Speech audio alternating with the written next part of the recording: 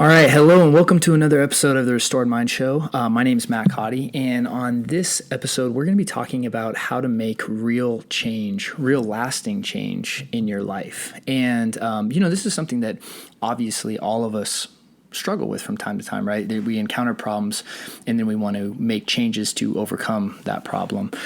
And the thing is most of us take a completely backwards approach to this and usually are not very effective at creating the kind of changes that we want to have happen in our life. I mean, let's just look at how many of us have tried to diet, right? And, we'll do it for a few weeks and then kind of fall off the wagon, right? Why does that happen? Have you ever stopped to ask yourself that, why? How does that happen? And what I want to introduce to you in this new series that we're going to be starting today is this idea of this pyramid of change. And this was something that I was first introduced to by a coach named Jim Fortin. And, it's really hard to understand the power of this work unless you really get to see this in your own life and how it works, right? Because a lot of it, what you have to do in many ways is actually take a look at things that you don't want to look at, right? That we naturally avoid looking at. And so what I want to do is I want to introduce the levels of the pyramid of change, and then I want to go ahead and I want to kind of talk about each one. And on today's episode, I'm going to talk about kind of the lowest level or the worst level of change that most of us try to operate from. So at the very bottom of the pyramid, right, you have this idea of mission and purpose. And this, when you look at operating from change from this perspective, right, if you really align someone with a mission and purpose, I mean, that's going to create a ripple effect in their life. And then right above that in the pyramid is this idea of identity. Now, and then you go above identity and you go into beliefs. And then you go above beliefs and you go to skill sets, right, or to tools. And then you go into behavior, and then you go into environment at the very top. And let's talk about, just in this episode today, I just want to talk about environment, because really, actually, I should have titled this episode of the idea of how not to make change, right? Because this is how most of us do it, right? We take something like our environment and we focus on changing that to fit our current model of who we are, right? So, this can be as simple as if we were going on a diet, right? We would try to change our house, right? And so we would remove anything in our house, or, not go to restaurants that were tempting, or, and all this stuff. We focus on our environment, right? And the reality is that while this can be effective to a certain degree, is like you don't have control over your environment to that degree. Like, you're eventually going to be in front of things that maybe are unhealthy to eat, and you have to make that decision, right? And that's why the next step underneath that is behaviorally. But you're going to see the lower and lower we get to this pyramid, right? When we talk about levels of identity, levels of belief, and how really, when we look at changing those, how the ripple effect up is astronomical, right? And when real change, and this is what we need to understand, is that real change happens from within. It never is about our environment, really. Our environment is often a reflection of what's going on internally with us, right? So when we look at changing our environment, I mean, we can take simple examples like the idea of relationships, right? So I've had, obviously, as a therapist and counselor, I meet many people and they're having relationship issues. And so if we take a simple example like that we can all relate to, it's like, and what will happen is someone will bounce, maybe from relationship to relationship to relationship, and they'll tell me stuff like, I just meet all these horrible, horrible people, right? And it's always their significant other that's the problem, right? And eventually, and I'm not saying there aren't bad relationships and, poor significant others, you can obviously find that. But what I am saying is like, if we focus on that as the issue, what are we not focusing on? Ourselves, right? And, and I'll often sometimes ask the person if it goes on long enough anyway, it's like, well, what's the common theme of, let's say, these 6 or 7 failed relationships? And eventually it's like, well, it's me, it's myself, right? And again, this kind of comes back down to this idea here that I want to drive home in this series is like, change starts with you, as much as it is painful to admit that, for some of us anyway, for most of us, right? Most of us don't want us to be the issue, right? We want to, when we focus on our environment, the great thing about focusing on our environment and trying to change our environment is that it means that we're not responsible, right? Because if it's the environment that's the issue, well, then it means that I'm not the issue, right? So what we do is we naturally, to avoid looking at ourselves, we naturally go outward, right? And we say, well, let me look at what's in my life that the problem is, right? So, but let's just take, real world examples, right? We can look at things like anxiety and depression, and we can always kind of come up with situations of that life is presented to us and blame that situation, right? But let me take you through an example of myself, right? So, because this is just just more and more work that I, have to do on myself every time, right? Because again, I think our very initial instinct is to always blame our environment, because that means that we aren't responsible. But if we always trace it back enough, it's like usually we can find something we did and something we chose that put ourselves in that situation. So let's go ahead and use this example today.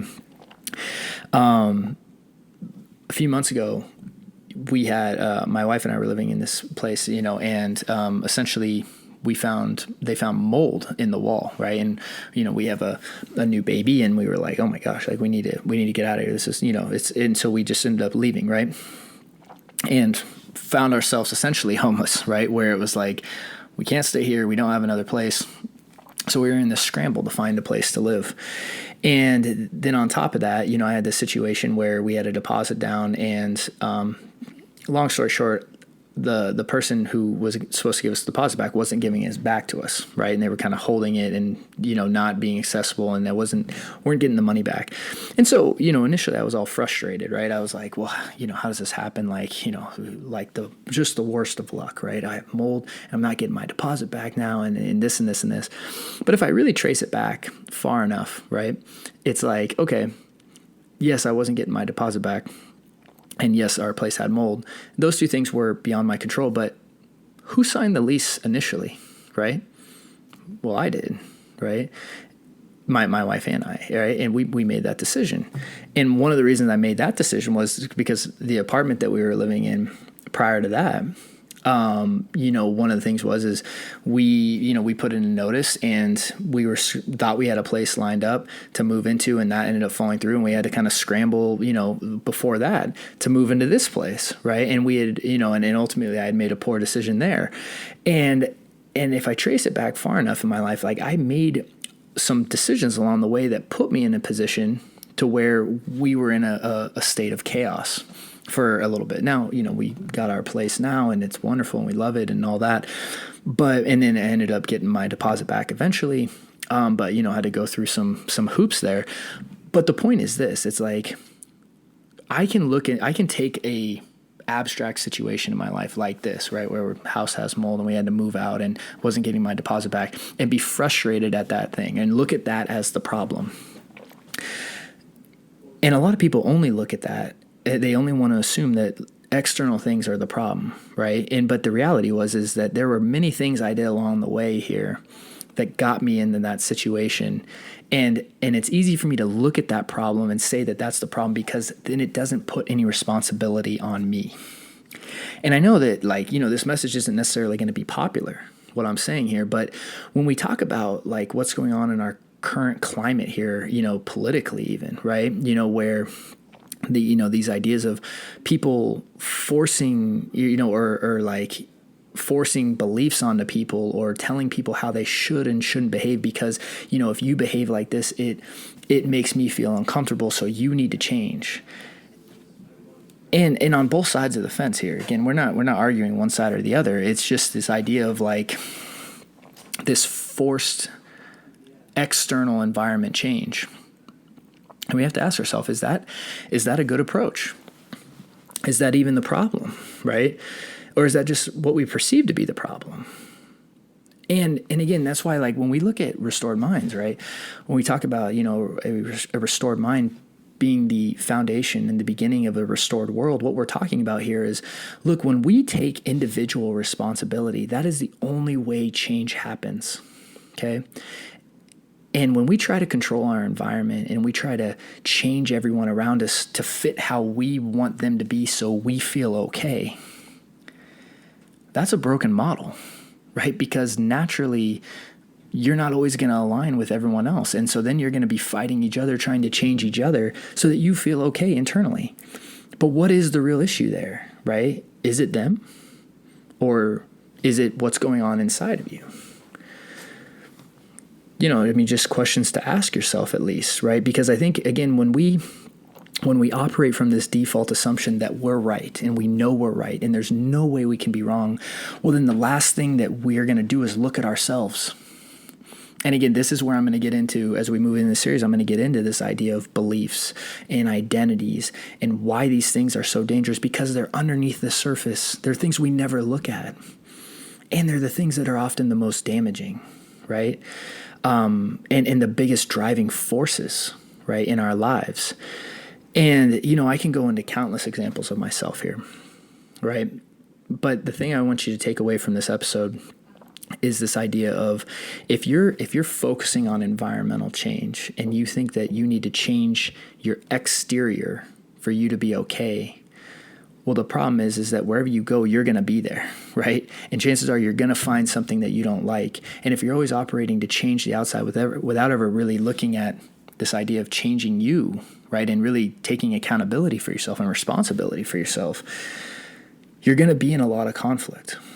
You're gonna be in a lot of conflict in your life, and that's where when we want change to happen, again, there are situations, I acknowledge, where changing your environment is effective. If you're in a bad emotional or physical relationship, right, where you're in danger, yes, getting out of that environment is obviously important, right? You need to make that change, but that's the lowest level of change you need to make.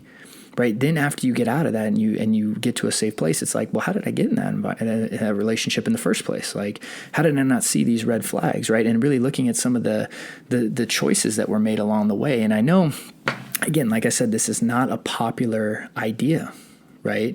Because we love to think that the external is the problem because it prevents us from having to look internally.